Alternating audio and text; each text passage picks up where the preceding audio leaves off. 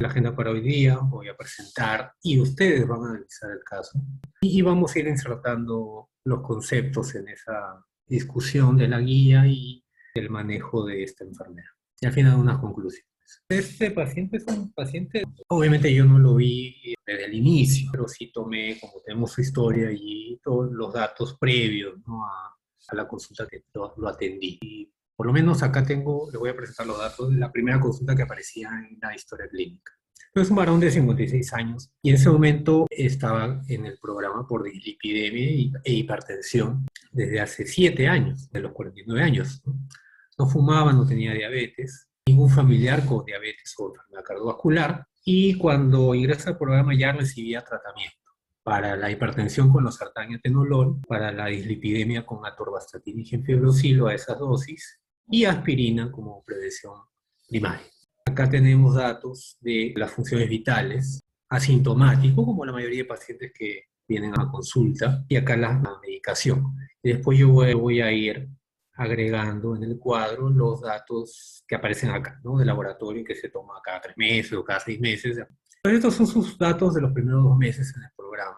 La primera consulta fue en junio de 2017, la siguiente en julio de 2017. No pueden ver, se lo leo. Acá en esta primera parte están las funciones: presión arterial, peso, talla, índice de masa corporal y la circunferencia abdominal. Estos son valores de presión, las dos consultas 110/70. El peso ingresó con 83 y el siguiente control estaba en 85. Por ende, el IMC subió y por ende la circunferencia abdominal subió. Esta es la medicación con la cual continuó. Les llama la atención. De esos datos, nada más. Paciente hipertenso y lipidémico asintomático, ¿no? El peso aumentado, ¿no? Y que ha subido su perímetro abdominal que está fuera de rango. Claro, aumento de peso, ¿no? Contrariamente a lo que buscamos, fuera del tema de controlar, por su presión está controlada, ¿no? Todavía no vemos los lípidos, los controles, pero llama la atención que en un solo mes ha subido 2 kilos, ¿no? Y en este caso un paciente obeso, ¿no? De IMC en 33, cuando llegó a 34.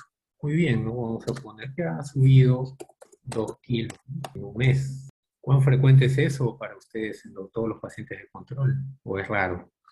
Están sedentarios, pues, últimamente. Estamos hablando de 2017, ojo.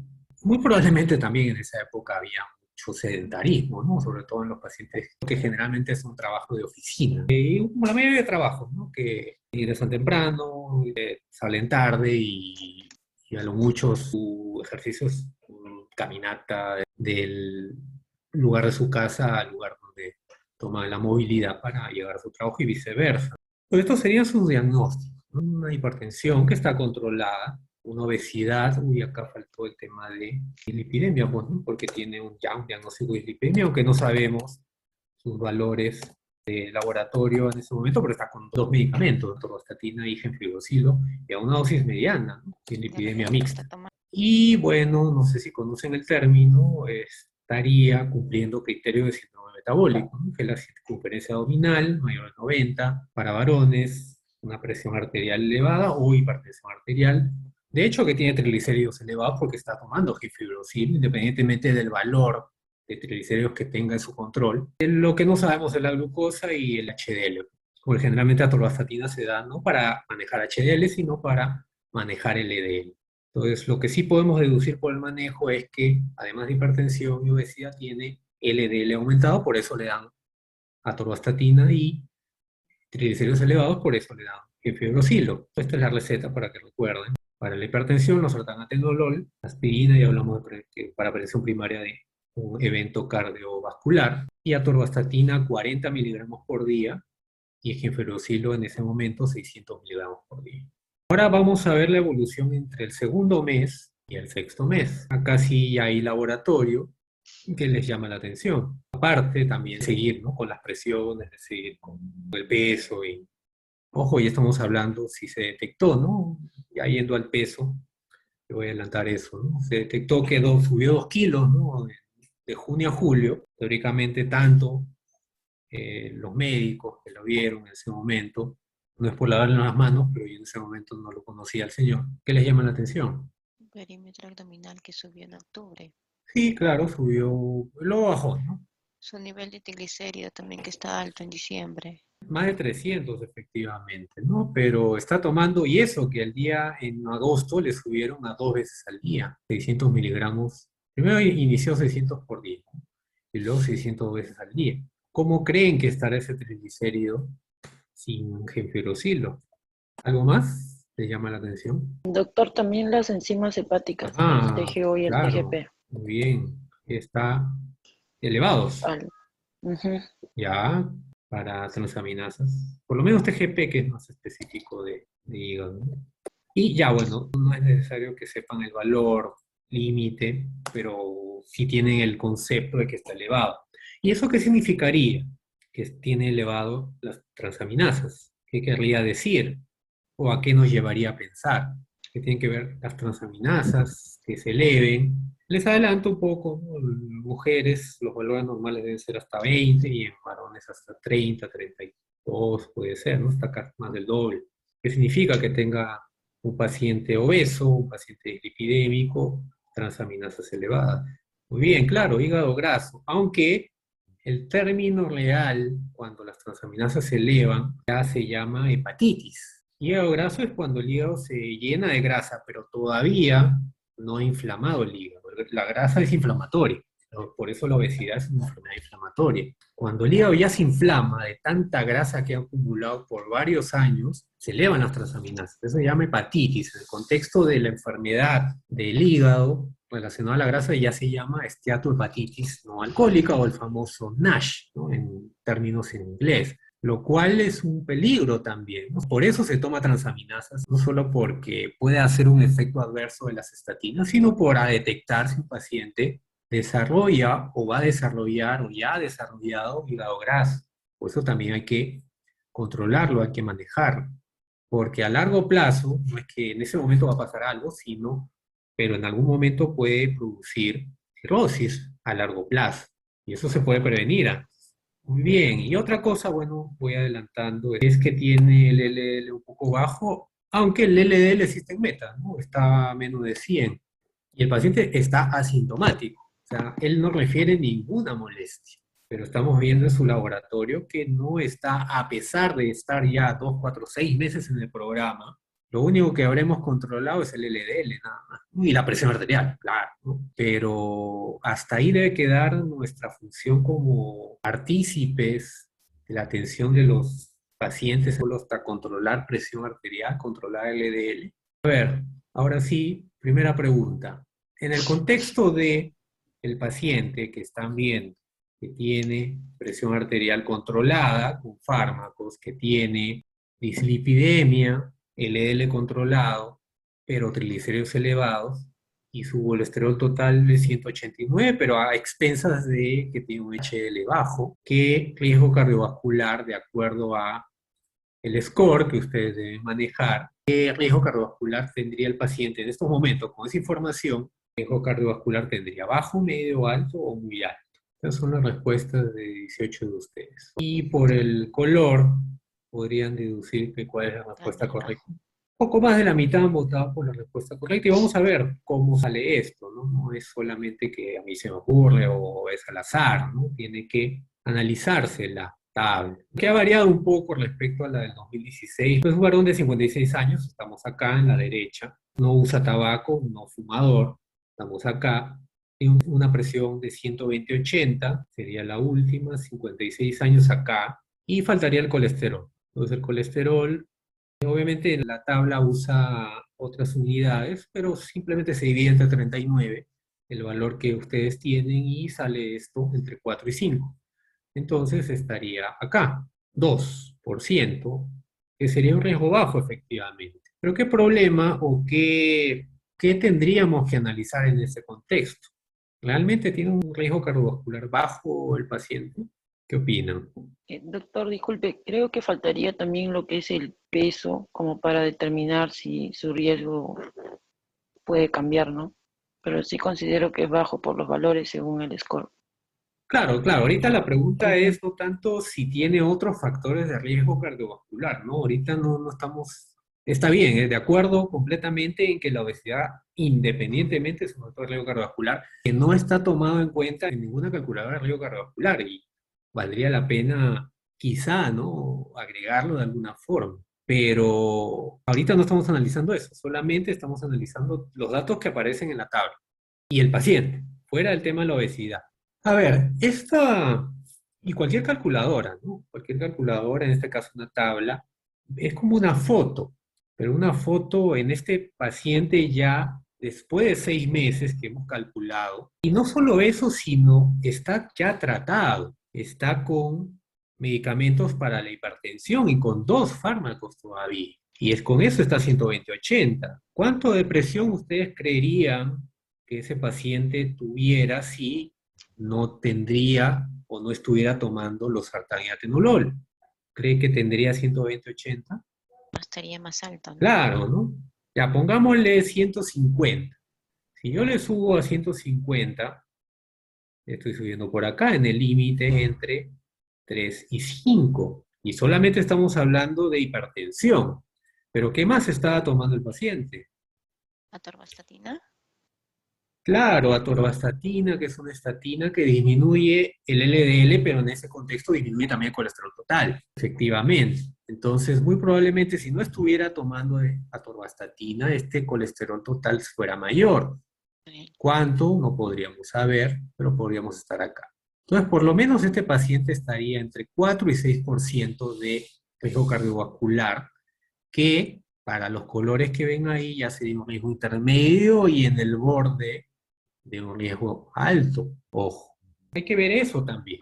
Y hay que ponerlo también en la historia, sé que ya han estandarizado esto de poner como diagnóstico en las historias es riesgo cardiovascular, que deben poner entre paréntesis riesgo bajo, pero con tratamiento antihipertensivo y con tratamiento de estatinas. Y miren, ¿no? Yo siempre trato de calcular los dos, ¿no? No solo el score, sino la calculadora de la AJA también. Y cuando pongo los valores, me sale en la calculadora de la Asociación Americana del Corazón, sale un riesgo de 6,8. Si ven acá abajo, es un riesgo borderline, entre 5 y 7%.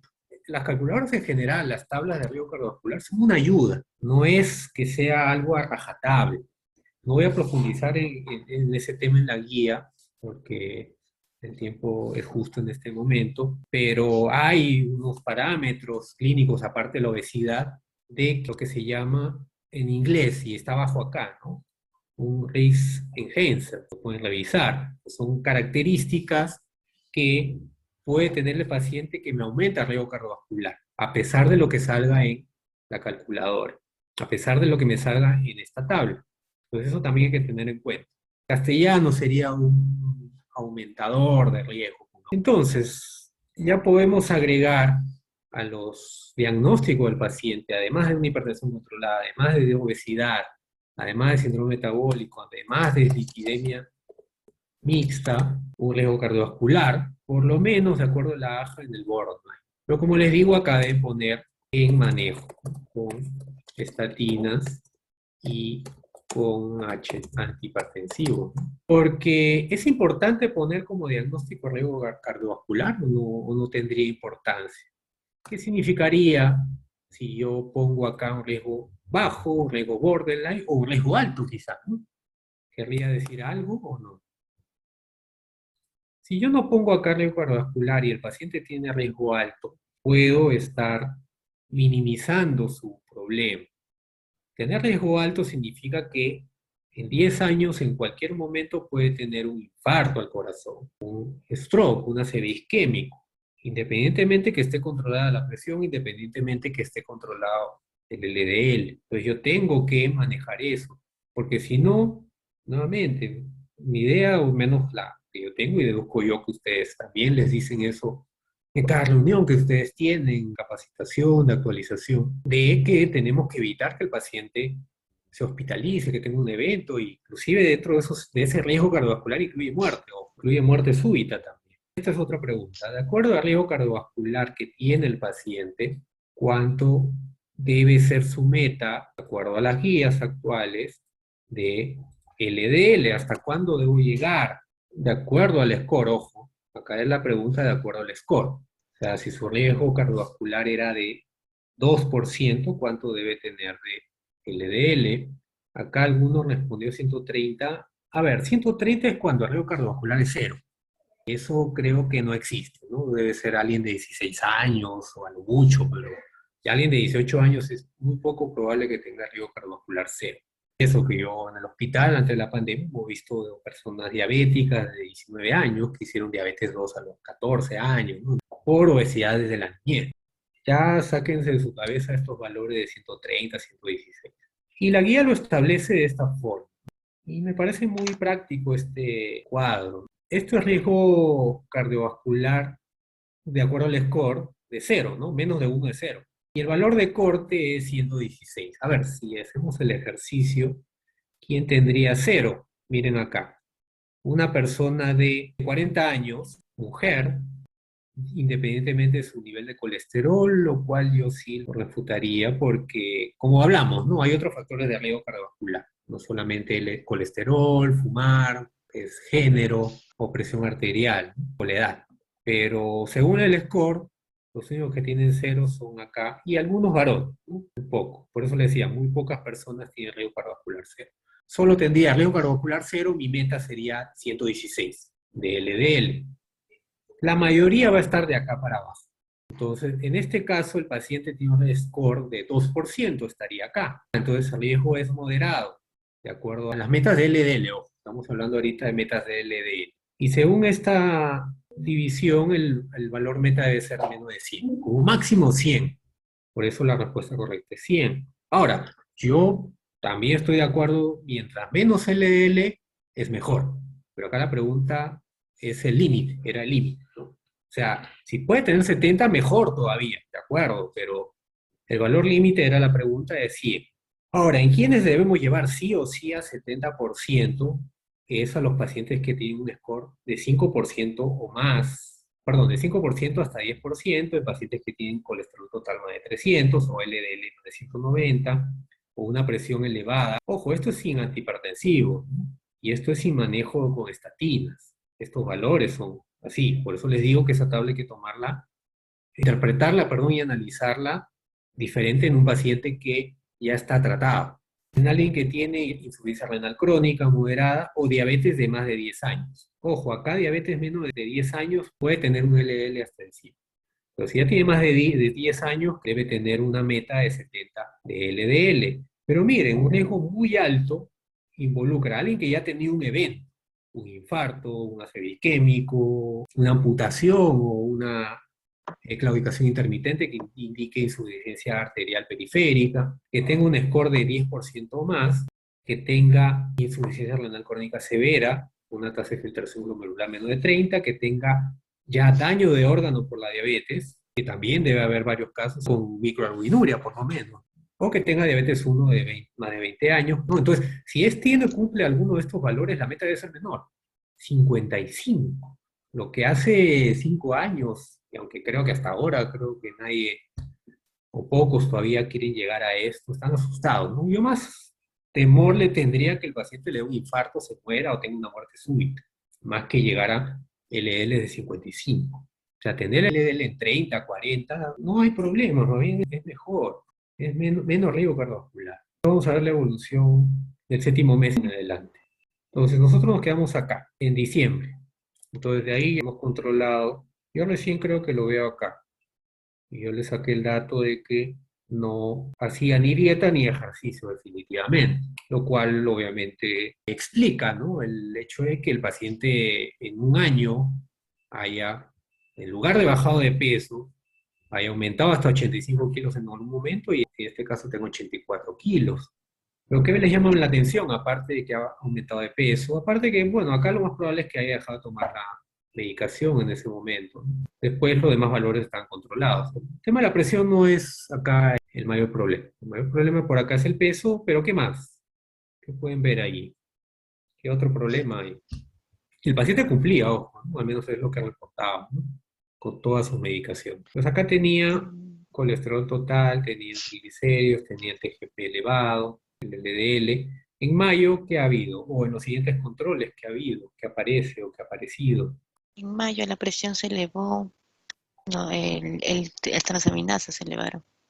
Ya, ¿qué más? Triglicéridos. TGP. TGP ha subido, ¿qué más? Triglicéridos también ha subido, ¿no? Sí, El colesterol está al límite casi 600. colesterol, Todo ha subido, ¿no? LDL, llegando a 200. triglicéridos y las transaminasas La también. glucosa, Ajá, con riesgo cardiovascular más la alto, ¿no? glucosa, ¿qué la pasó con la glucosa glucosa? tiene 147, Claro, dice.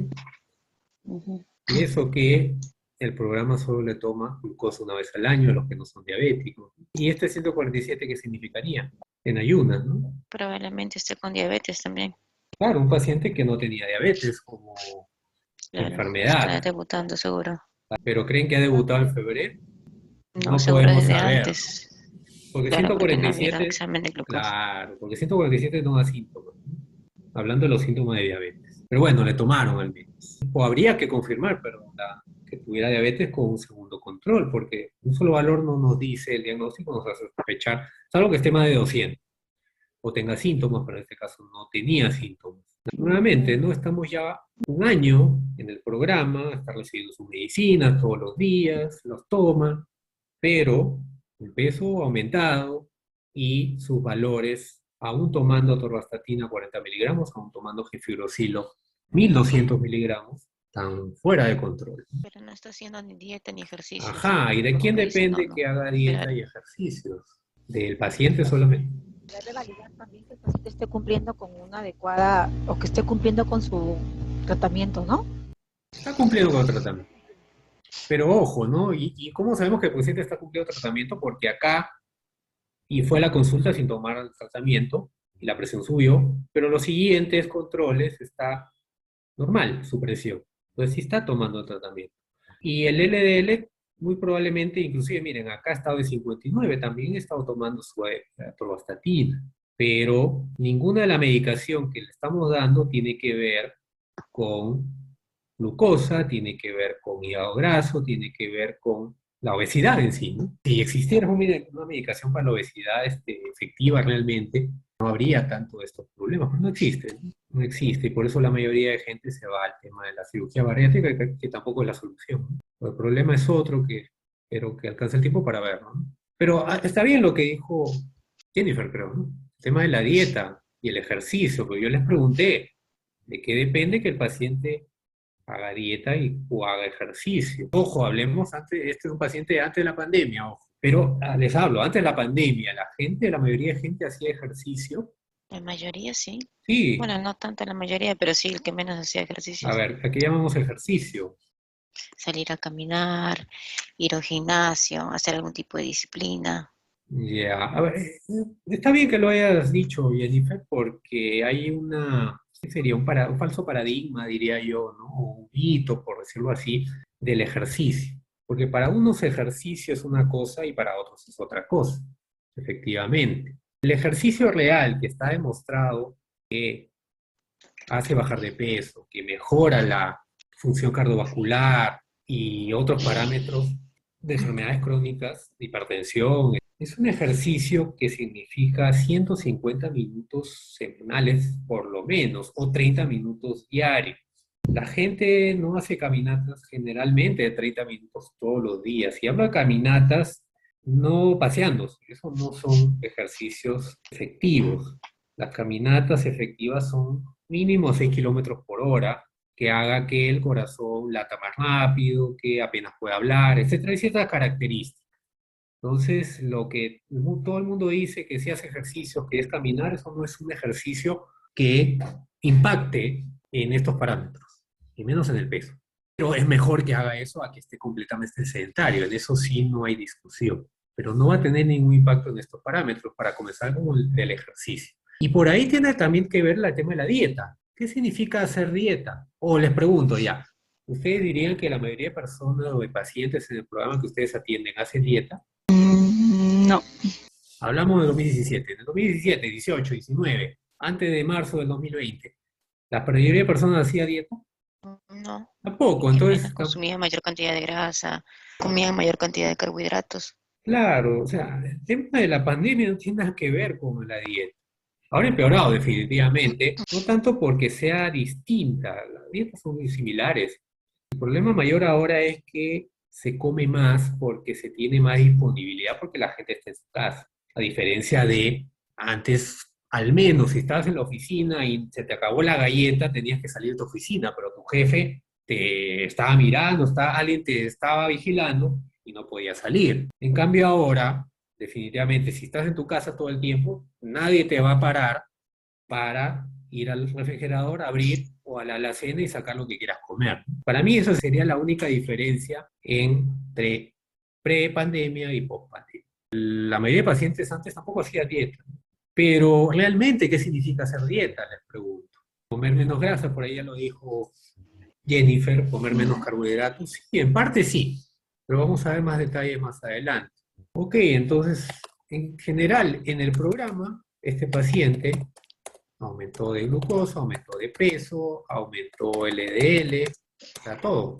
Es como si no estuviera en el programa, o sería peor si no estuviera en el programa. Acá yo lo he puesto ya con la calculadora de la AFO, ¿no? Si comenzó con 6.8 de riesgo cardiovascular según la Asociación Americana, miren, con el colesterol más bajo bajó a 5.4, pero acá volvió a subir a 8.4, más de 7.5%, ¿no? Entonces ya estaría en riesgo alto, según la calculadora de la AFO. Entonces, para controlar esto es de la guía ya del 2019.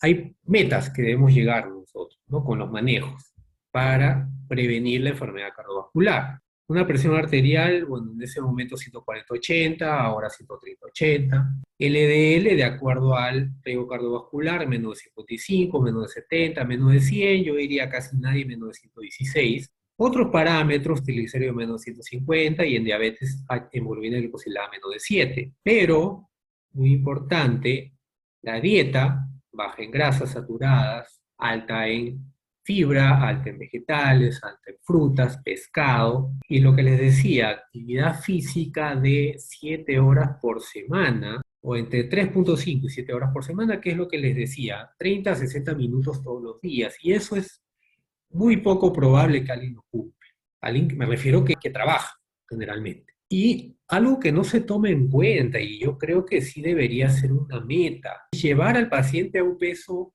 ideal, o menos un peso mínimo, o a un peso máximo, y no solamente eso, sino a una circunferencia abdominal. ¿Qué vale que todos los días midamos circunferencia abdominal? Bueno, sí, el paciente lo único que vamos a ver es que está igual o más cada consulta. ¿De qué me vale ponerlo en la historia si no hago algo para eso?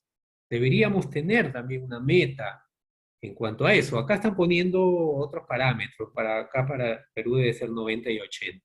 Y el IMC también, aunque el IMC va a depender, depende de la edad, va a haber un consumo de músculo y el peso va a bajar, entonces ahí hay que ver el circunferencia abdominal. Las invitaría a que también se pongan como meta, porque ustedes lo ponen en la historia, ahí, circunferencia abdominal, pero como meta abajo, ¿no? O al costado, no lo sé, debe llegar a 80 si es mujer, debe llegar a 90 si es hombre. Y decirle al paciente, mire, usted está ahí, y eso les decía a veces, la mayoría de veces a los pacientes, mire, su peso está así, debe bajar a esto, su circunferencia abdominal está en esto, debe bajar a esto, porque si no por gusto estamos dándole pastillas, y más bien lo que se hace, cuando no controla LDL y triglicéridos, lo que hacen es darle más pastillas. Y ya han visto acá que la solución probablemente no sea esa. Entonces acá les pongo un resumen más puntual, ¿no? En 12 meses con el programa, con los medicamentos, subió 1 kilo en general, aunque por ahí subió más de 2 kilos, aumentó el LDL más de 20%, fuera de la meta, su meta era 100, aumentó triglicéridos casi 600, a pesar de tomar dosis ya máxima de fibroxilo, ya desarrolló diabetes mellitus, miren, se le tomó un control y la glicosilada está en 7.6. Desarrolló ya diabetes, porque se repitió el control de glucosa y estaba más de 126 y ya la glicosilada estaba más de 7. Y la postprandial, miren, 320, por eso tenía glicosilada más de 7. Empeoró el hígado graso, la esteatohepatitis no alcohólica y el LDL también bajó, a pesar que el paciente no tenía ningún síntoma. Recién acá, al mes siguiente que yo lo vi, desarrolló lumbalgia. Y a pesar de todo lo que le dijimos, subió medio kilo, a pesar que le dijimos que no hacía dieta y que haga dieta. Entonces acá le dijimos a este paciente que por qué ha desarrollado lumbalgia, porque ha subido de peso. No hay otra razón. Entonces, si usted no baja de peso, va a empeorar la lumbalgia. Puede tomar, si quiere, analgésico, terapia, lo que sea, pero lo principal que tiene que es bajar de peso. Entonces, ¿cuál debió ser el manejo más efectivo en este caso? El losartán, el atenolol, la aspirina, subir el losartán, subir el atenolol, subir la aspirina, subir la atorvastatina, gemfibrosilo. Vamos a partir de acá, de nuevo, un paciente, ¿no? De como 16 años, que ingresó al programa en junio de 2017 y se siguió hasta junio de 2018. Se vio que controló la presión, se día, el peso no lo bajó, el colesterol varió, bajó, subió, empeoraron las enzimas hepáticas, desarrolló diabetes con glucosas elevadas y hemoglobina glicosilada elevada. Si bien el paciente está recibiendo todas estas medicinas, en realidad este es un manejo efectivo para este tipo de pacientes, para disminuir su riesgo cardiovascular e impedir que desarrolle otras enfermedades. Alguien escribió que en este caso lo que más importa es que el paciente también siga un régimen de alimentación saludable y actividad física para llevar un buen control, no solamente elige el tratamiento farmacológico, sino en general, claro. Y a eso va, digamos, esta presentación. Pues creo yo que no solo la mayoría de médicos, sino la mayoría de personal de salud, diría yo en general, como que han automatizado este manejo de hipertensión y manejo de lipidemia y simplemente hacen la receta, venga al siguiente mes, etcétera, etcétera, sea a domicilio, sea en consulta, sea, no lo sé. Pero creo yo que dejan de incidir en algo muy importante, ¿no? Porque la consulta peor, ¿no? Si te la ponen cada 15 minutos, tienes mucha recarga de pacientes, etcétera, avanzas rápido y al final uno se transforma en simplemente un escribidor, le llamaría yo, de recetas, ¿no? Yendo al punto de vista del médico. Entonces podemos hacer algo distinto.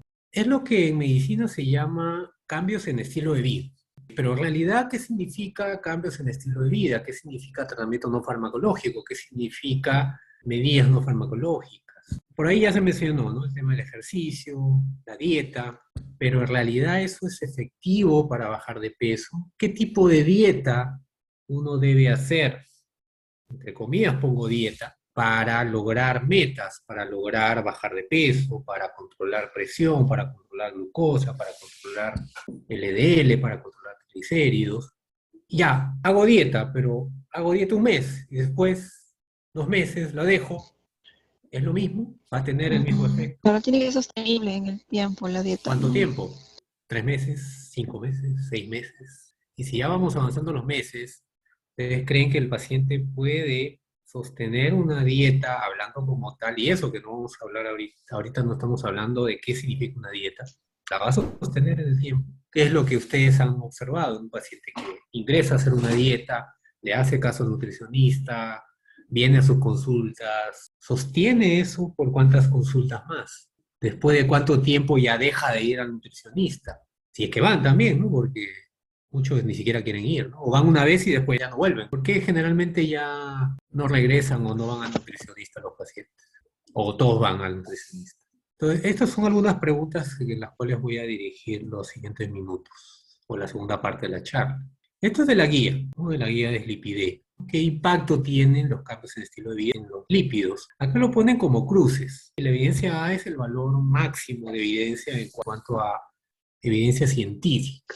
No es lo que se hablaba, ¿no? Evitar las dietas, o la grasa, perdón, sobre todo las grasas trans o las grasas saturadas, 2 cruces, aumentar la fibra en la dieta. Y acá pongo el ojo, miren lo que dice, reducir el peso excesivo, tan igual efecto 2 cruces, que evitar las grasas.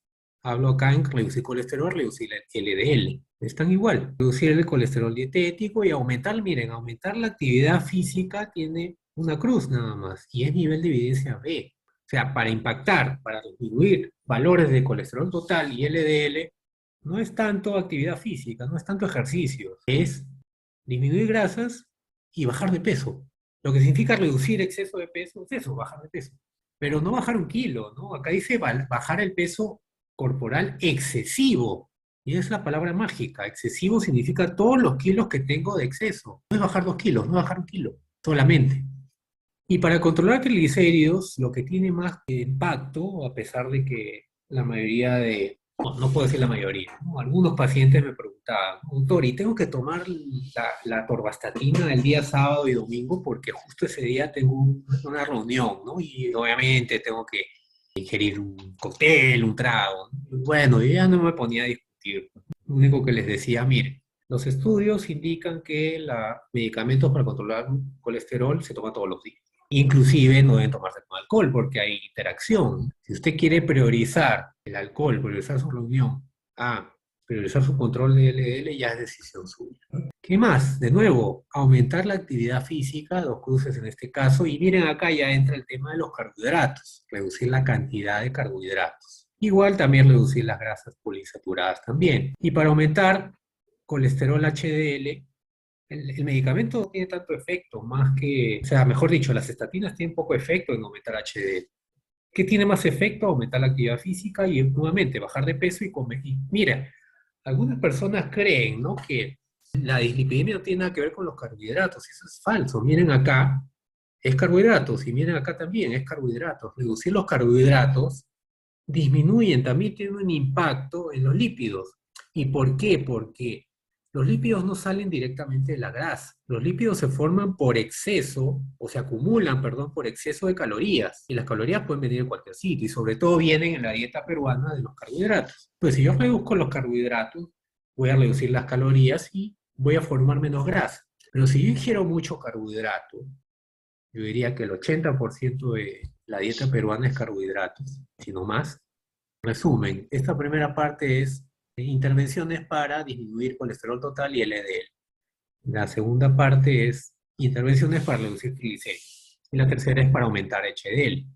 Yo he resaltado acá, bueno, lo que mencioné mientras me escuchaban hablar, es que no solamente es bajar grasas, sino también bajar peso, peso excesivo, aumentar la actividad física tiene menos impacto, y en triglicéridos es, además del alcohol, reducir carbohidratos, contrariamente a lo que se piense que no tiene nada que ver con los lípidos, sí tiene que ver porque el exceso de calorías, le decía, que hace formar grasa, porque es como se acumula la energía que uno ingiere en exceso. Eso ya es antiguo, ¿no? Fisiológicamente uno tenía que acumular energía en forma de grasa para, antes no se comía a cada rato, ¿no? Uno tenía que conseguir la comida, antiguamente cazar, etcétera, etcétera, y tenía que guardar. ¿Cómo es la mejor forma de almacenar? Es con grasa. El problema es que ahora uno come, se levanta, come a media mañana, come el almuerzo, come noche, toma en la noche, y tiene insomnio, vuelve a comer, a levantarse y sigue comiendo. Y la vida es comer nada más. No, pues, y por eso es la obesidad, ¿no? Pues la obesidad es un exceso de comida. Y la comida es, mejor dicho, la obesidad es un exceso de energía acumulada. ¿Por qué? Porque comemos más de lo que se necesita. No solamente tiene que ver con grasas, este cuadro es lo que significa eso, sino tiene que ver con exceso de carbohidratos también. Entonces, si hablamos de dieta, ejercicios, ¿cuál creen ustedes? Esta es otra pregunta. Ya no para controlar lípidos, sino ¿cuál creen que es la medida no farmacológica más efectiva de esas 5 para bajar de peso? Esto es lo que han respondido 23 ahora, muy bien, 23, 28.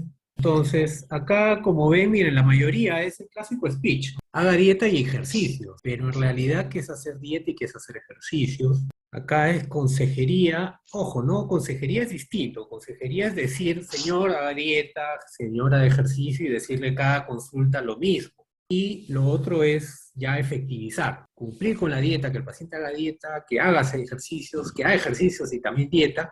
Y la última es que haga dieta baja en calorías, o muy baja en calorías.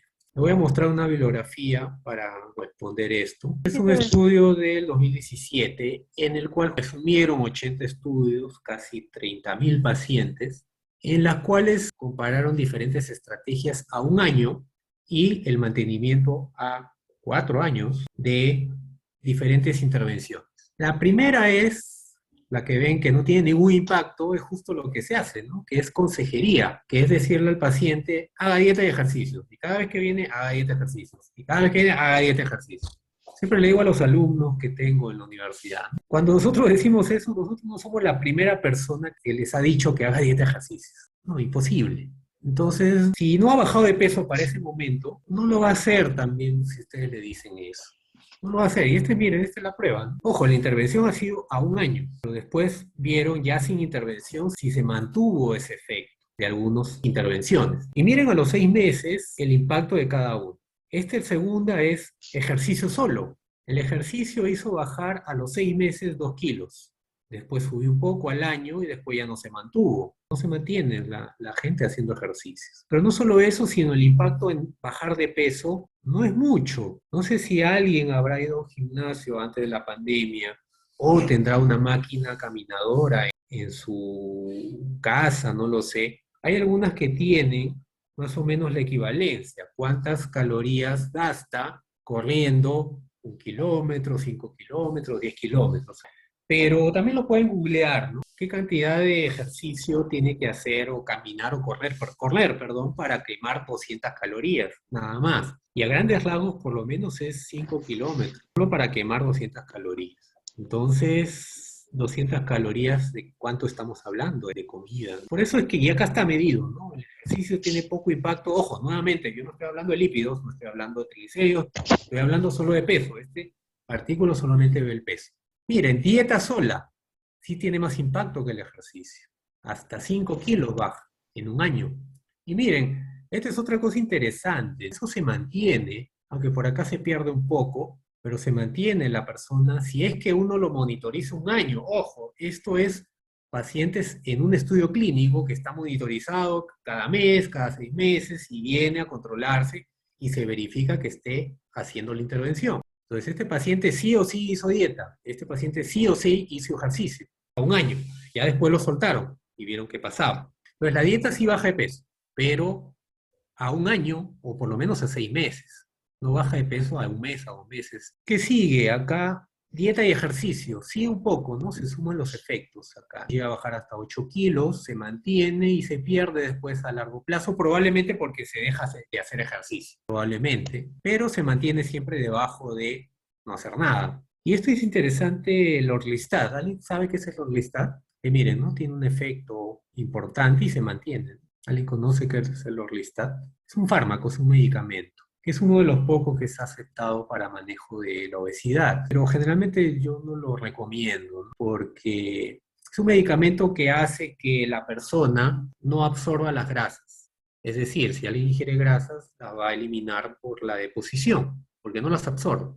Las puede comer, pero no las absorbe. Pero eso lleva a, cuando una persona no absorbe grasas, lleva a lo que se llama una malabsorción, una diarrea por malabsorción, y muchas personas se quejan no solamente de hinchazón abdominal, de gases, sino de diarreas, inclusive que se escapan también. Diarreas obviamente grasosas. ¿Por qué? Porque no las absorben. Pero les pregunto, ¿no? En lugar de ingerir grasa y tomar una medicina para no absorberlas, mejor no es no ingerir grasas. No le encuentro mucho sentido a eso, ¿no? Pero bueno, sí tiene efecto. Pero el efecto más que solo la medicación significa, o véanla desde el punto de vista de que, pero el efecto sería igual si yo no ingeriría esas grasas. Te baja hasta más de 8 kilos y se mantiene. ¿De acuerdo? ¿No? Si es una medida efectiva, pero con efectos secundarios. En esta curva, que sobrepasa hasta casi un año a todas las intervenciones. Y es una dieta baja en energía. ¿Qué es energía? Son calorías. Mira, puede bajar a 6 meses hasta 18 kilos. Obviamente estamos hablando de gente obesa, no gente normal. Gente que tiene exceso de peso. Y se mantiene un año por encima de todas las medidas anteriores. Y se mantiene después, ¿no? Entonces, la medida que tiene más efecto no es decirle al paciente que haga dieta de ejercicio, que coma menos calorías. Ahora vamos a ver qué significa dieta muy baja en energía, muy baja en calorías. Este es un estudio, miren, del 91. Miren, pacientes de 98 kilos en promedio al inicio. ¿Y qué hicieron? No hicieron nada a un año, le dieron dieta y le dieron dieta más ejercicio. Son las 3 columnas. Miren la cantidad de energía que ingerían los pacientes. Al inicio, 2.600 calorías. Eso es bastante. Y el control, miren, ingirió hasta más todavía. Ingirió 150, es más o menos 50 calorías más, a grandes rasgos. Casi no varió. Pero miren, los que hicieron dieta ingirieron, esta es una conversión, ¿no? Acá usan otras unidades, yo lo he convertido. Ingieren 700 calorías menos en un año. Y acá 600 calorías menos en un año.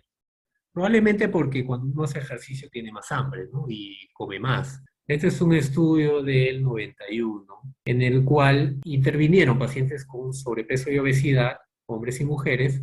Acá solo les pongo lo de los hombres porque estamos viendo un caso de varón. en el que no hicieron nada, en el que le dieron dieta 1 año y le dieron dieta más ejercicio a 1 año.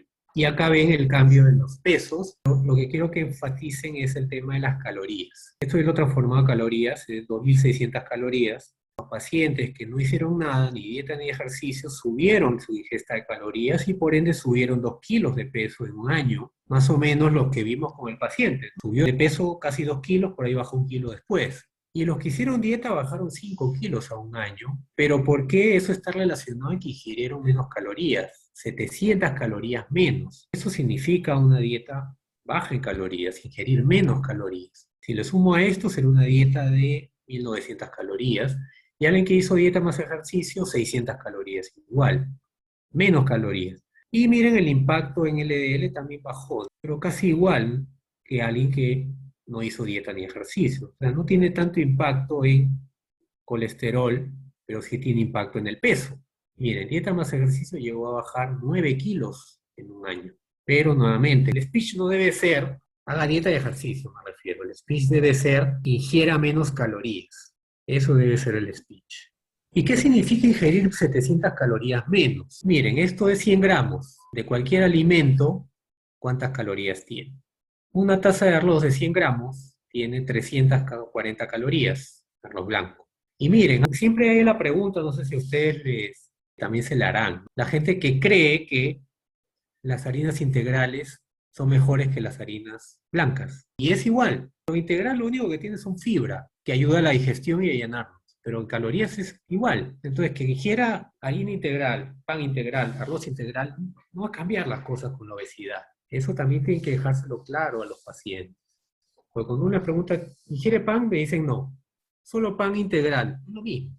Hablando nuevamente del peso, hablando nuevamente de calorías. ¿Qué más? Los tallarines, miren, también casi 300 calorías.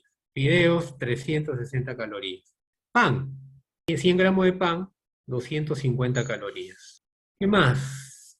Obviamente nadie ingiere 100 gramos de azúcar, ¿no? Ingiere 2 cucharaditas que son 10 gramos. La gente usa stevia, eso también les digo a los pacientes. No, no, doctor, yo no uso nada de azúcar, ¿no? Uso stevia. Ahorro 2 cucharaditas de azúcar, pero eso son 40 calorías nada más. Pero sí ingieren 2 panes, o 2 platos de arroz encima de plato hondo, pero no ingieren azúcar. No, pues es lo mismo, ¿no? Lo que tiene menos calorías por 100 gramos es el pescado, como ven acá, o las verduras, cualquier verdura, y las frutas, porque tienen más agua. Por eso es que tienen menos calorías y fibra. No tienen carbohidratos absorbibles como que los tienen estas harinas industrializadas, ¿no? Y las carnes rojas también tienen más calorías que las carnes blancas, ¿no? El pollo siempre va a tener menos calorías que las carnes rojas. Entonces, prefieren las carnes blancas y el pescado para el tema del peso también. Doctor, disculpe, y la zanahoria y el tomate también tiene altas calorías, ¿no? Pero ojo, es por 100, 340. es por 100 gramos, ¿no? Pero es por el tema de la fructosa, ¿no? Pero uno no se ingiere 100 gramos de tomate, ¿no? A lo mucho la mitad de un tomate o 1,5 será, pues, ¿no? Eso no es, creo yo, ni 20 gramos, ¿no? Entonces, el problema es siempre el exceso. La gente va a ingerir poca fruta, poca verdura, pero sí va a ingerir lo que les estoy señalando acá. Más carbohidratos, más tallarín, más pan, más arroz. Eso sí lo hace. Entonces lo que tienen que ir a dirigir efectivamente a preferir otras formas o otra alimentación. Llenarse de agua, llenarse de frutas, llenarse de verduras, por ahí mezclarla con alguna carne blanca, en lugar de ingerir carbohidratos. Volvemos a lo mismo, volvemos a ese cuadro inicial con el que comenzamos la segunda parte, ¿no? El tema de que se relaciona con triglicéridos, con el HDL, más que el ejercicio. ¿Qué les llama la atención? Ya centrémonos no en lo que vimos antes, ¿no? Que el paciente ya desarrolló diabetes, que ya estamos en junio, a partir de junio del 2018, que desarrolló lumbalgia. ¿Qué ven los siguientes 2 meses, en julio y agosto? La presión arterial ha subido. Sí, pero luego bajó, ¿no? Se normalizó el valor inicial de mayo, ¿no? 110/70.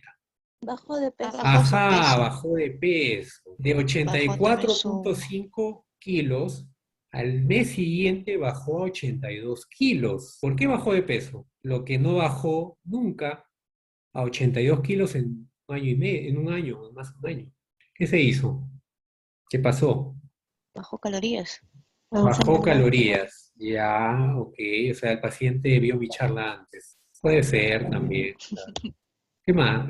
Ya, bajó calorías, pero en términos sencillos, ¿qué más? ¿Creen ustedes que el paciente hizo ejercicio? No, ¿Por qué no? tenía lumbares. Exacto, muy bien. Es otro problema por el cual los pacientes obesos no hacen ejercicio. Muchos tienen no solamente lumbalgia mecánica, sino también tienen gonartrosis o artrosis de rodillas. Entonces, no van a hacer ejercicio y menos 30 minutos a 1 hora diarias para lograr metas, para lograr bajar de peso. Entonces, lo más probable es que el paciente tampoco haya tomado Orlistat, ¿no? Sino es que haya hecho un tipo de dieta. Después voy a retomar el tema de la dieta. ¿Qué más observan? Ya, bajó de peso, ¿qué más? Bajó el colesterol total, Bajó el colesterol triglicéridos, total, bajó triglicéridos, ¿qué más? su glucosa.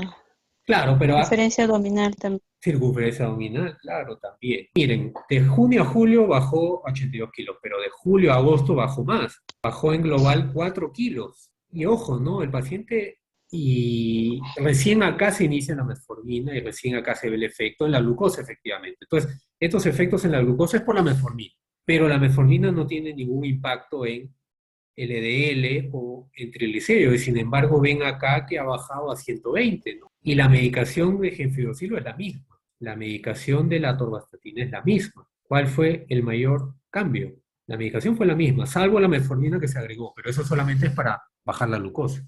¿Qué fue lo que logró bajar el colesterol LDL, el triglicérido de 600 a 120? Y no solo eso, ¿qué más bajó? Aparte de la glucosa, aparte del colesterol, triglicéridos y peso. La hemoglobina glicosilada también. Por eso, la glucosa tiene que ver con la glicosilada. ¿Qué más bajó? Que estaba alto antes, está señalado ahí. Bueno, resaltado. Las transaminasas, Claro, ¿cuánto están las transaminasas ahora? 56. 56. ¿Qué se ha dado para bajar las transaminasas? Nada, simplemente todos los resultados que ven ahí, porque la medicación es la misma, es Alimentación. bajar de peso, ojo, bajar de peso, bajar 4 kilos de peso. Eso es lo que ha logrado que el paciente controle sus valores. Nuevamente, bajar de peso. Ahora sí volvemos al tema de la dieta. Entonces, lo que le dijimos nosotros al señor a grandes rasgos, porque mandarlo a un nutricionista, creo yo, no sé si ustedes, tiene poco impacto por más buenas intenciones, y yo he sido testigo de muchos nutricionistas que se demoran media hora o más en hablar y explicar, etcétera, etcétera, en dar ejemplos de menú, pero la mayoría no lo sigue por múltiples razones, porque generalmente, nuevamente volvemos a lo mismo, trabajo, bueno, anterior, yo no les puedo hablar nuevamente de marzo de 2020 en adelante, yo les puedo hablar de marzo de 2020 hacia atrás. La mayoría trabajaba y no tenía dónde conseguir ese menú que le dio el nutricionista. Y algunos ya, aún así se quedaban con hambre, comían más y no bajaban de peso. ¿Y qué me decían a mí? No, doctor, ¿por qué no era nutricionista? Le preguntaba. No, doctor, es que he subido de peso y como no quiero hacerla sentir mal a la nutricionista, no voy a volver a ir. O simplemente no me gusta esa dieta que me ha dado, punto, ¿no? ¿Y qué le dije al paciente? Yo no le dije, no le di ninguna carta de menú ni ninguna receta especial. Lo único que le dije al paciente, porque nuevamente le digo acá que yo lo vi recién desde mayo, junio, y acá que le dije que haga dieta y baje de peso, no me hizo caso. Yo lo único que le dije fue, deje de comer en la noche. Es lo único que le dije. No come en la noche. Y le dije, ¿por qué? Porque no necesitamos comer en la noche. Uno come para tener energías para hacer algo. Para eso come alguien. Lamentablemente ahora la comida en la noche es una costumbre. Y esa mala costumbre lleva a sobrepeso, obesidad. Porque toda esa energía que se ingiere en la noche no se gasta, se acumula totalmente. Entonces el paciente hizo caso, pero recién porque había desarrollado lumbalgia. Y porque yo le dije, si usted no baja de peso, la lumbalgia va a seguir. Recién ahí hizo caso, mejoró la lumbalgia también, y bajó de peso. Y como vio resultados, siguió en eso. No solamente describen eso, mejora el dolor de rodillas, mejora la lumbalgia, también ellos se sienten, entre comillas, menos pesados, menos cansados, con menos sueño, simplemente bajando 2, 4 kilos. Entonces, como ven que tiene resultados eso, no continúan pues, no continúan y se acostumbran a eso. Y no solamente eso, se obtiene resultados nuevamente. Lo que no se logró con medicación, varias medicaciones, se logró en 2 meses, simplemente bajando 2 kilos por mes. Entonces, este es otro estudio, no se maree con tantos números, lo único que quiero que diferencien es acá es que es mujeres y acá es en varones, Nuevamente ese es un estudio, pero en ya personas mayores, generalmente mayores de 50, 60 años. Nuevamente miren la ingesta de calorías. En mujeres es menor generalmente que en varones, pero lo que quiero que vean de nuevo, este es a un año, nuevamente los mismos grupos, acá es control, solo ejercicio, solo dieta y dieta más ejercicio.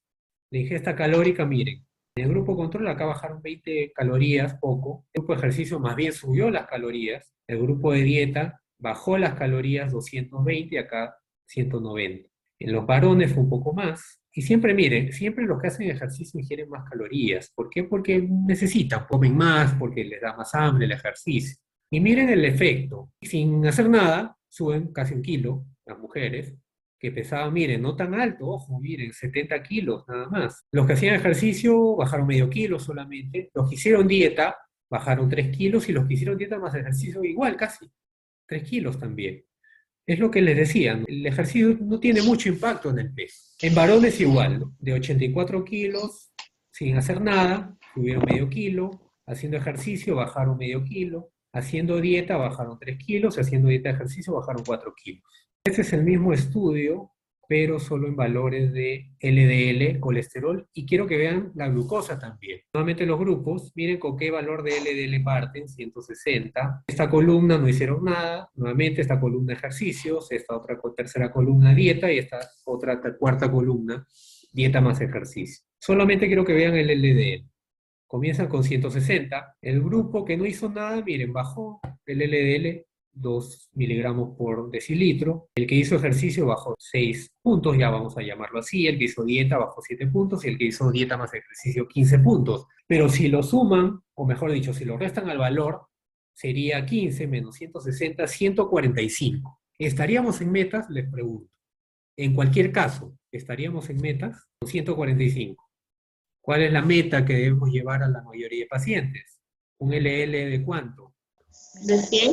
Claro, 100. Entonces 145 está bastante lejos. Por eso es que el LDL solamente se puede controlar con estatinas cuando pasan generalmente de 120, 110 por lo menos.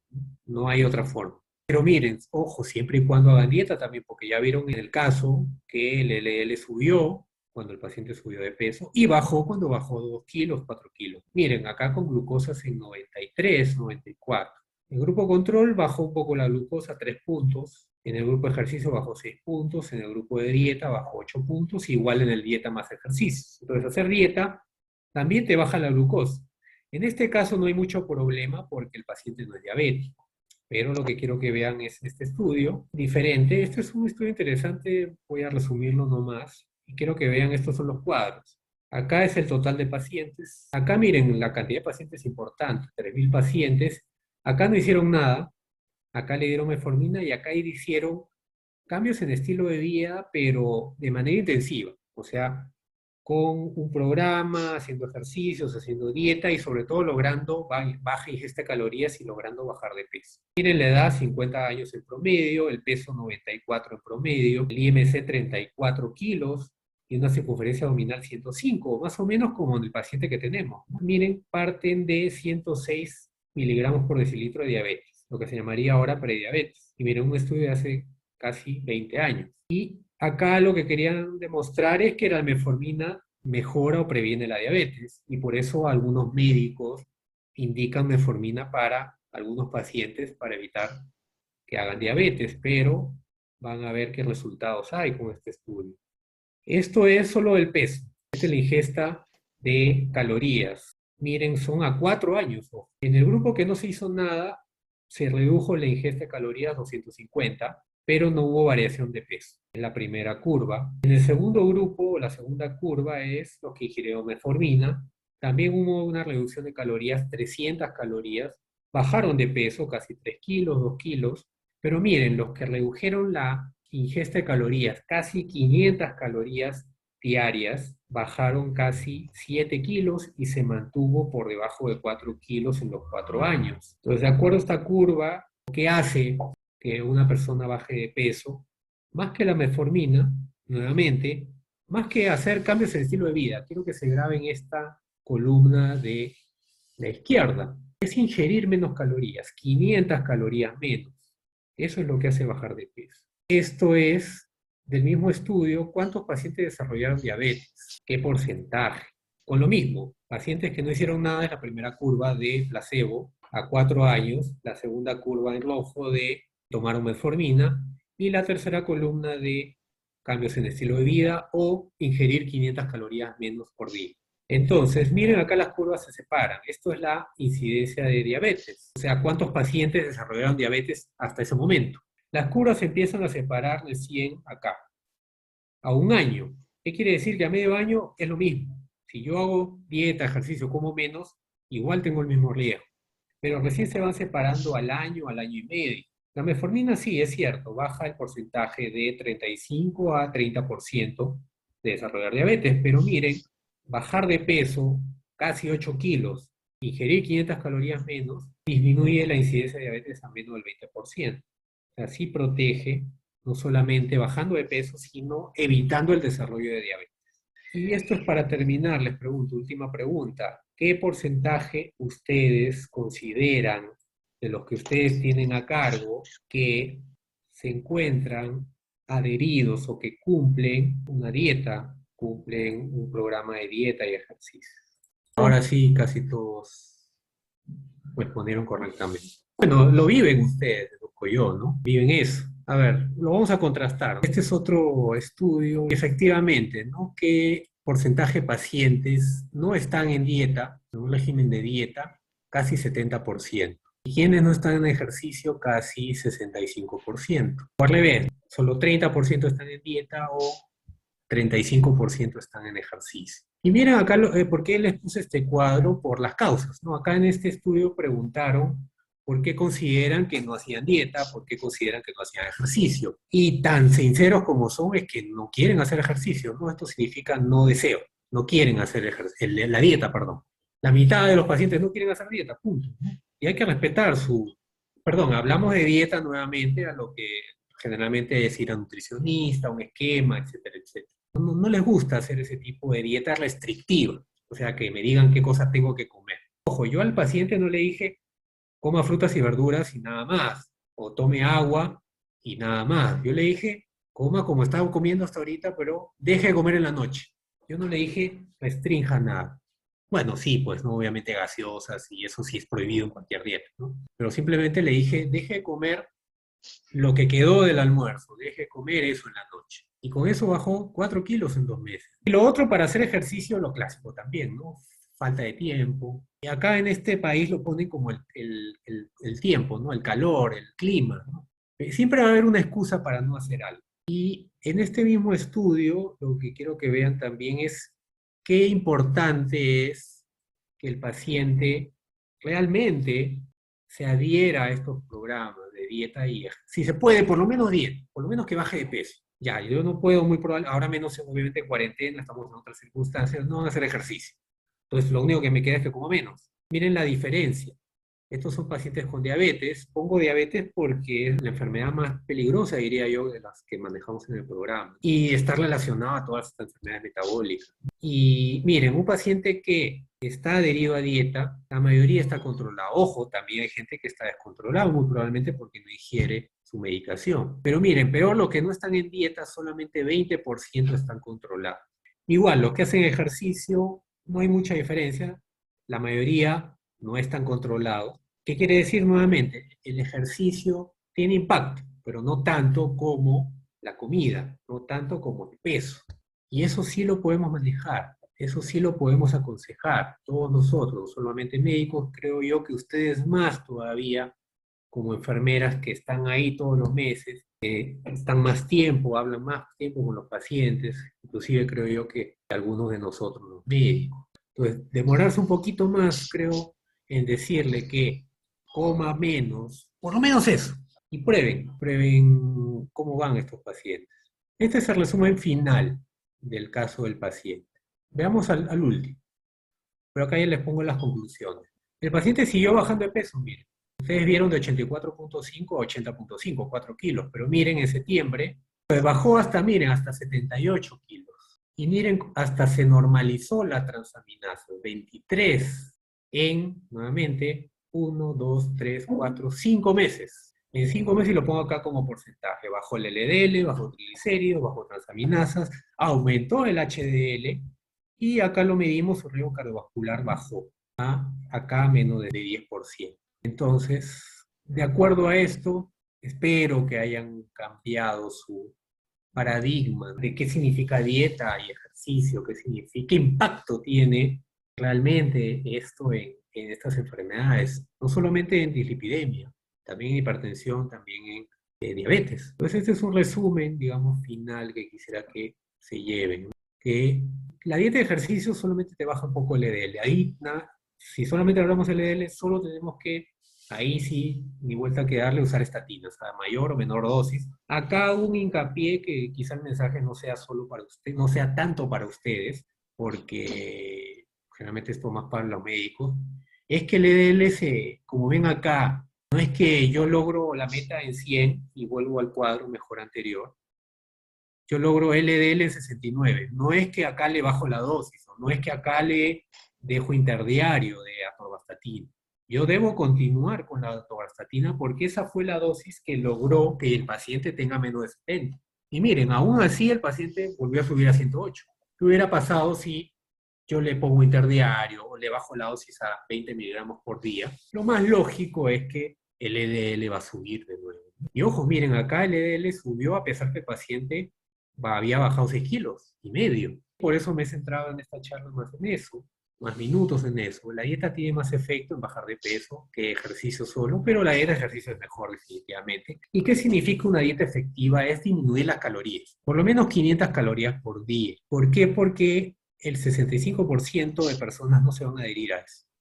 No se van a adherir a un programa de ejercicio, no se van a adherir a un programa con un menú muy restrictivo, pero sí se pueden adherir, y acá lo han visto en este paciente, a ingerir menos calorías, que siga comiendo igual, pero que ingiera menos calorías. Y si logramos eso, pueden mejorar sus niveles de glucosa e inclusive prevenir la aparición de diabetes. En este caso ya no pudimos prevenir la aparición de diabetes porque ya apareció, pero en otros casos quizás sí lo podemos hacer. Para que recuerden qué significa ingerir 500 calorías menos, hagan una mezcla de esto. Puede ser un plato de arroz con un pedazo de carne, ¿no? Ahí están 340 más carne, hamburguesa, 230, ahí están 570 calorías. O una hamburguesa, ¿no? 230 con un pan, 240, 475 calorías. ¿Alguien tiene algún comentario, pregunta? Sí, mira, por ejemplo, cuando yo tengo la atención con el paciente en Cuídate, usualmente se le indica al paciente, señor, disminuya los carbohidratos, disminuya el consumo de sal, disminuya el consumo en azúcares, ¿no? Y usualmente bueno, por mi lado también me dirijo al tema del diagnóstico, ¿no? Los hipertensos, diabéticos o dislipidemia. Ahora, otra forma de cómo llegamos al paciente o mi persona es, señor, su plato tiene que haber proteína, tiene que haber carbohidratos, ¿no? Su fibra, sus líquidos. Ahora, el paciente no tiene conocimiento, bueno, al menos por mi lado también como persona, de cuánto puede tener una precisión, como usted mencionó, ¿no? La hamburguesa, cuánto vaya a pesar, las calorías como tal. Entonces, ¿cómo podemos dirigir en eso o cuál va a ser el referencial en sus alimentos que va a estar básicamente en el plato, ¿no? En el desayuno, más o menos una idea de eso si nos podría o me podría hacer llegar a mí, le agradecería mucho. Ya. Hay el clásico, lo que se llama, no sé si ustedes lo tendrán con ese nombre, el clásico plato de Harvard, si es que la mayoría creo que tiene ese concepto, que a grandes rasgos hay otras variantes, ¿no? Que significa que la mitad del plato debe ser vegetales, lo puedes combinar con frutas también. La cuarta parte debe ser carbohidratos, pero en forma de carbohidratos poco absorbibles, y la otra cuarta parte debe ser una proteína, preferencia carnes blancas o pescado. El problema es que esto puede ser no real, me refiero a que eso puede ocurrir si es que el paciente come en su casa. Ese es otro tema, si es que todas las personas en su casa comen igual. De nada va a valer que nosotros le digamos eso al paciente, que haga este plato, si al costado se está pidiendo una pizza, su esposa o sus hijos han pedido Kentucky, etcétera, etcétera. ¿Sí? Otra cosa, ya aún así, vivan solos o aún así sí, lleguen a su casa. Pero la mayor parte del trabajo, pues, en oficina, etcétera, etcétera, la mayoría de lugares donde se compra comida fuera de la casa no te van a dar este plato. Y si es que lo logramos, va a costar más de 30, 40 soles, y eso está muy alejado de la realidad. Entonces, ahí tenemos que ser, creo yo, realistas, como le digo. Si pueden respetar bien este plato, y cuando estén en su casa, perfecto. Pero lo que yo puedo decirle a los pacientes es que, por ejemplo, si es que yo voy al menú y me van a dar un plato de un menú que es estofado, póngase, pero que al final todo el plato está lleno de arroz y que al costado hay dos papas y que tengo una pedazo de pierna que no pesará ni 50 gramos, entonces obviamente el señor va a querer ingerir eso o la señora va a querer ingerir eso. Entonces lo que yo le puedo recomendar es que le digan al paciente que le quite todo el arroz, que le diga a alguien que le sirva, siquiera aunque sea dos platos del menú, pero solo mete de la presa y de las papas, pero no arroz, y puede ingerir eso. Ese es otro punto, que la persona cuando está acostumbrada a tener tanto peso es porque está acostumbrada a ingerir más de 2,5 kilos de comida. Y al ingerir más de 2,5 kilos de comida, su estómago está grande. Y ese estómago, si usted le da un plato de estas características, va a sentir que le va a faltar comida. Entonces ahí lo que tiene que ingerir es agua, no gaseosas, ni frugos, ni seafood, agua, o alguna infusión. Y si no quiere agua, porque le hastía, una fruta que tenga que masticar, una manzana, algo que lo llene y que sea de difícil absorción. ¿Qué problema también tiene este tema de los carbohidratos? Es que se digieren rápido y al digerirse rápido se vacía el estómago rápido y genera la caída de glucosa y genera que la persona sienta necesidad de ingerir de nuevo o comer de nuevo. Y los pacientes sucumben ahí, ¿no? Por eso es el efecto llamado rebote, que se acostumbran o hacen dieta por una semana, 2 semanas, pero esas bajadas de glucosa que vienen con el ayuno no lo aguantan. Entonces, la idea es que se llenen de algo que no les tenga tanta azúcar, que no tenga carbohidratos, que pasen esas 2 semanas, porque eso dura 2 semanas a 3 semanas como máximo. Si pasan esas 2, 3 semanas como máximo de ingerir menos comida, el estómago se reduce y van a ingerir menos comida, pero tienen que pasar ese suplicio de 2 a 3 semanas. Algunos lo hacen porque están sufriendo algo. Creo yo que este paciente que les puse el ejemplo, o mejor dicho, si el paciente no hubiera tenido lumbalgia, no me hubiera hecho caso, que como que no me hizo caso la primera vez que le dije, porque yo a todos los pacientes obesos que veo por primera vez, siempre le digo el mismo speech de hace tiempo, que coman menos cantidad, que no coman en la noche, pero pocos lo hacen. Recién lo que lo hacen es cuando tienen algún impacto, cuando tuvieron una angina, cuando se les sube la presión, cuando tuvieron algún síntoma. Solamente ahí es que hacen algún cambio. Pero ya cuando están bien, a veces lo abandonan, ¿no? Entonces es un tema difícil de lograr solo con una sola conversación. Uno tiene que estar ahí, hacer el seguimiento, no solamente una vez al mes cuando viene el paciente, ¿no? Sino quizá por teléfono, quizá por WhatsApp, señor. Algo que me olvidaba para cerrar esta pregunta, por si hay otras preguntas. Otra cosa que importa es si es que le pueden mandar a ustedes una foto de lo que están comiendo. Porque yo antes decía, no, se lo hacía por historia, ¿no? Y como yo no tengo WhatsApp, no me pueden mandar fotos, pero creo que ustedes sí lo pueden hacer. Entonces, que le manden fotos de lo que van a comer en ese momento. Y ahí ustedes se van a dar cuenta qué calidad de comida y qué cantidad de comida realmente ingieren. Porque la mayoría te dice, sí, yo hago dieta, pero al final, nuevamente, es un aeropuerto lleno y encima le ponen verduras, ¿no? Con eso no va a bajar de peso nunca. Y ellos te van a decir siempre, les dice, doctor, pero si yo como poco, come poco a lo que comía 3 kilos antes, ahora come 2,5 kilos, pero con eso no va a bajar de peso. Entonces, eso es importante. Esto es una ayuda, el plato de Harvard, pero no debe ser lo único. Pocos pacientes diría yo que se pueden adherir a este tipo de plato. Lo más efectivo que he podido ver es lo que yo les mostraba acá, que dejen de comer en la noche. Y ya cuando han bajado de peso, se estancan allí y logran que el estómago del paciente se reduzca y logran que el paciente se sienta mejor porque se siente menos cansado, ya ahí lo pueden enganchar. Cuando ahí ya lo enganchan, ya ustedes pueden hablarle del plato de Harvard, de comer verduras, más frutas, etcétera, etcétera, porque ya han logrado un objetivo. Pero otra cosa que te decía los pacientes, para no adherirse al nutricionista, para no adherirse a la dieta, es que si lo que yo estoy cumpliendo con lo que me ha dicho el nutricionista, lo que me ha dicho Ali, igual sigo subido de peso. Entonces, ¿para qué lo sigo? A ver, bueno, ustedes obviamente tienen más experiencia este año que yo con los pacientes del programa en la pandemia, ¿no? Pero creo yo que lo único diferente, como les mencioné hace un rato, de la pandemia a prepandemia es el hecho de la ansiedad, la preocupación, yo diría inclusive quizá depresión, porque algunos han perdido su trabajo, o alguien se ha enfermado, o inclusive han muerto de la infección, etcétera. Todo eso conlleva a múltiples estados anímicos en general, no solo ansiedad y depresión, que algunos van a la baja de peso, algunos van al comer menos, pero otros se van efectivamente a comer más. Y ese comer más conlleva al círculo vicioso del azúcar, al círculo vicioso de lo que se llama adicción al azúcar. ¿Han escuchado ese término? ¿No? Este, por ejemplo, es un estudio de Venezuela que menciona pues, adicción al azúcar, mito o realidad. Y solamente quiero que lean esto. ¿Qué significa adicción? Uso compulsivo, incontrolable de una droga de abuso y en ciclos que se intensifican cada vez más. Una característica adicional de la adicción es que genera tal ansiedad que no para hasta que ingieren lo que es lo que se llama síndrome de abstinencia acá abajo, ¿no? Hasta que ingieren la droga, digámoslo así. Y más o menos pasa eso con el azúcar. Los pacientes comen, se sienten bien.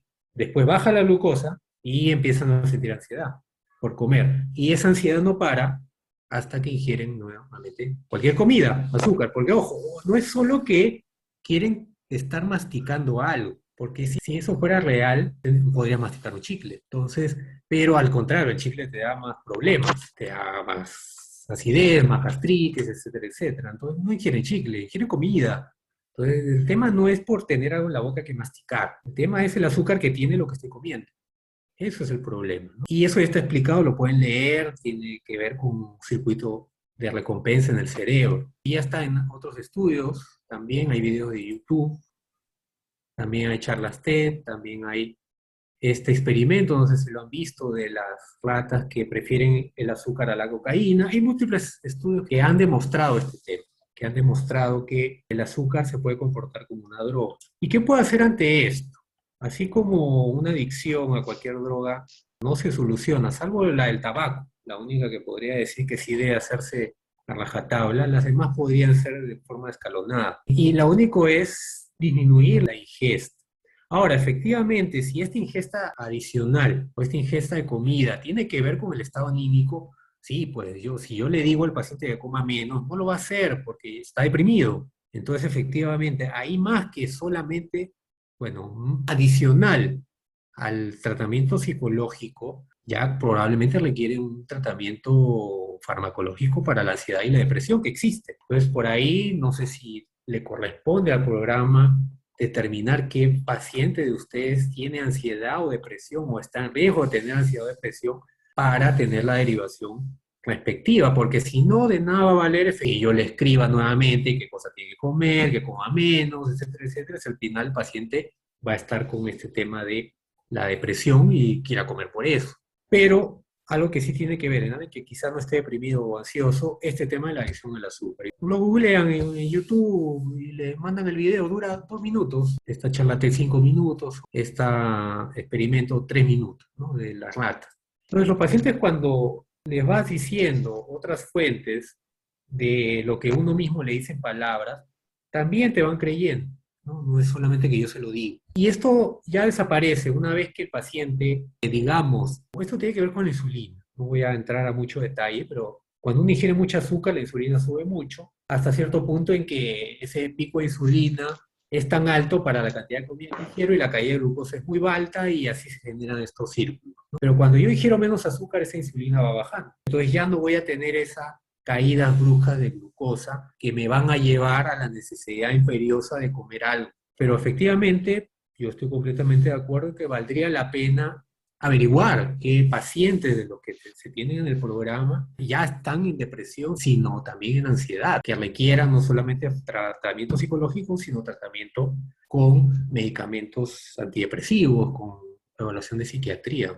La idea es que apliquen, ¿no?, lo que leen con sus pacientes, lo que han leído para el test, o lo que hemos hablado ahora, si es que lo conocían o no lo conocían, de lo que se ha hablado ahorita de la ansiedad, depresión, del plato de Harvard, de las 500 calorías menos, de la variación del LDL triglicéridos solo bajando de peso, 4 kilos, 2 kilos.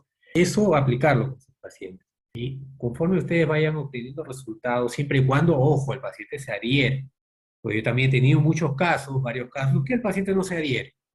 Yo insisto, cada consulta, si usted no baja de peso, si usted no deja de fumar, va a tener problemas, yo cumplo con hacerlo, pero ya, si no se adhiere en los primeros 6 meses, diría yo, es poco probable que se adhiera solo porque yo se lo digo. Pero ya es su libertad, ¿no? El paciente escogió comer versus tener un infarto, versus tener un ACV, versus si es diabético, tener un diabético con la PUTEC, ¿no?